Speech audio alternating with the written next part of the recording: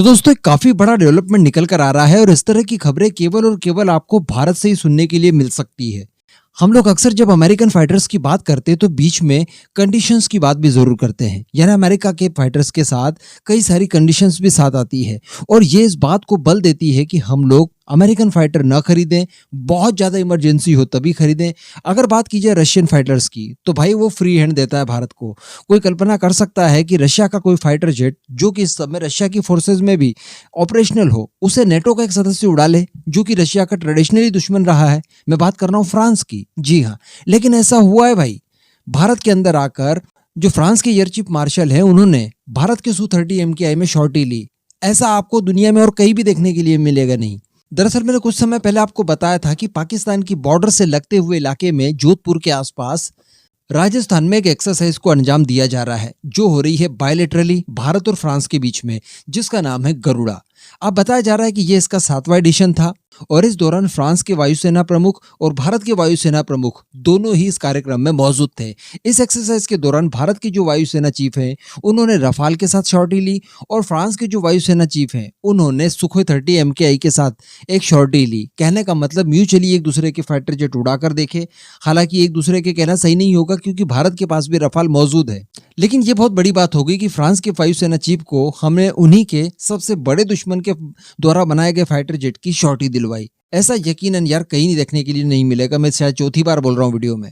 और इन शॉर्टीज के बाद में फिर बयान भी आया और बताया गया कि इस तरह की एक्सरसाइज से द्विपक्षीय संबंधों को और मजबूती मिलती है, क्षेत्रीय सहयोग बढ़ता है, एक दूसरे के पायलट्स को अपने एक्सपीरियंसेस आदान प्रदान किए जाते हैं और अल्टीमेटली ऐसा करने से भारत और फ्रांस के रिलेशनशिप और ज्यादा मजबूत होंगे।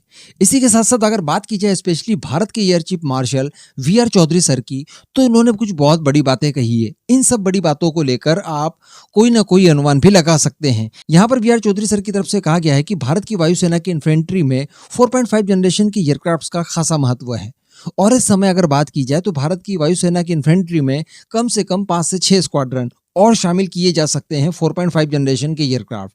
अब हम सभी जानते हैं यार कि भारत के पास ऑलरेडी रफाल मौजूद है 2 स्क्वाड्रन में। हम सभी ये भी जानते हैं कि इन फ्यूचर हमें 114 फाइटर जेट के लिए डील भी करनी है और MRFA डील के तहत जो 114 फाइटर जेट हम लोग खरीदेंगे उसके लिए भारतीय वायुसेना की पहली पसंद राफेल ही है, क्योंकि ऑलरेडी उनको लेकर हमारे पास इंफ्रास्ट्रक्चर है, उसको लेकर एक्सपीरियंसेस है और उनकी कैपेबिलिटी पर भारतीय वायुसेना को पूरा भरोसा है।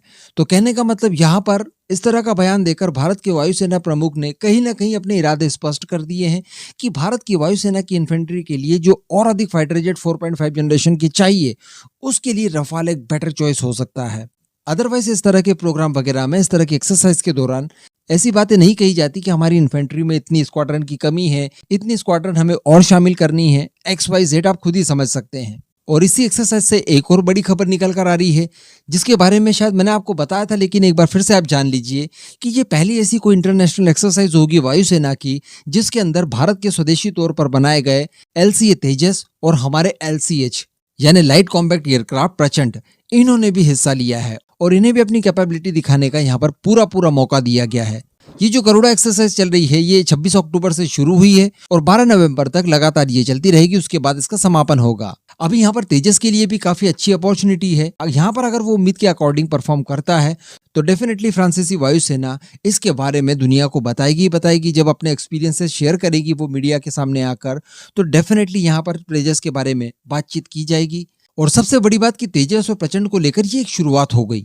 इसके बाद अन्य और कई सारी एक्सरसाइजेज होंगी इंटरनेशनली जिनके अंदर हम लोग तेजस को फिर से पार्टिसिपेट करवाएंगे। आने वाले समय में हमारा तेजस बाहर जाकर भी इस तरह की इंटरनेशनल इवेंट्स का हिस्सा बनेगा।